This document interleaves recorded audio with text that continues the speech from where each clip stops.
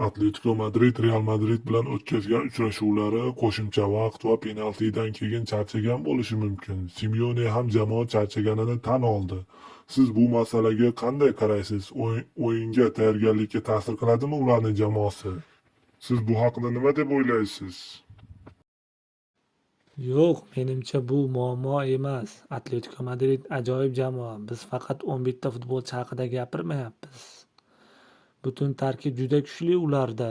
Ular 100% tayyor. Jamoada tajribali futbolchilar juda ham ko'p. Masalan, Julian Alvarez, Griezmann, Charlotte kabi. Shuning uchun bunday holatlar o'yinga juda katta ta'sir qilmaydi. Bu mavsum Atletico Madrid bilan 3 marta to'qnash keldingiz. Ilk 2 o'yinda g'alaba qozona olmadingiz. Ertangi o'yinda qanday o'zgarish qilish kerak? Qanday yaxshiroq o'ynash haqida o'ylayapsiz? Bu haqida nima deysiz?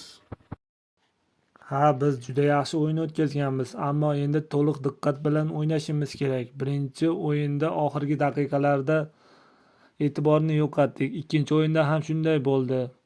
Boshida ham oxirida ham o'zimizni himoya qilishda bir qancha muammolar yuzaga keldi. O'yinni yaxshi boshladik, ammo oxirida imkoniyatni boy berdik.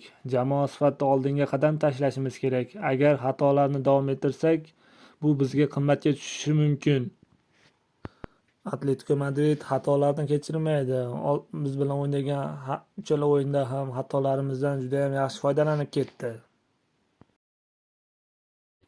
Atletico Madrid siz uchun mavsumdagi eng qiyin jamoami? Ertangi o'yin chempionlik yo'lidagi eng muhim uchrashuvlardan biri deb hisoblaysizmi? Bu o'yindagi natija sizning chempionlik poygasida qoldirishi yoki chiqarib yuborishi mumkin deb hisoblaysizmi? Chempionlikka erishish uchun hali uzoq yo'l bor. Bu faqat bitta o'yin.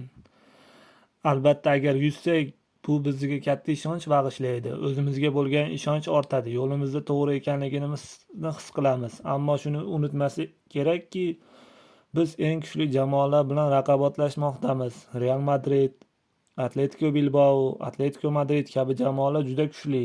La Liga jamoalar juda yaxshi futbol o'ynashni biladi. Bunday jamoalar bilan o'yinda g'alaba qozonish oson emas, ammo hozirgi holatimiz juda yaxshi. Jamoaning darajasi yuqori. Buni ko'rib xursandman. Agar har bir futbolchi o'zining eng yaxshi versiyasini ko'rsatsa, biz katta imkoniyatga ega bo'lamiz. Jamoamizning kuchi bor. Shuning uchun oldimizdagi g'alaba qozonish uchun katta imkoniyatlar bor. Bu esa meni juda xursand qiladi. Har bir o'yin finaldek ahamiyatga ega. Agar jamoamiz hozirgidek tartibli va fidoyilik bilan harakat qilsa, biz eng yuqori cho'qqiga erishishimiz mumkin. Raqobat juda kuchli, lekin biz o'z o'yinimizni namoyish etishimiz kerak. Har bir futbolchi jamoaga hissa qo'ysa, biz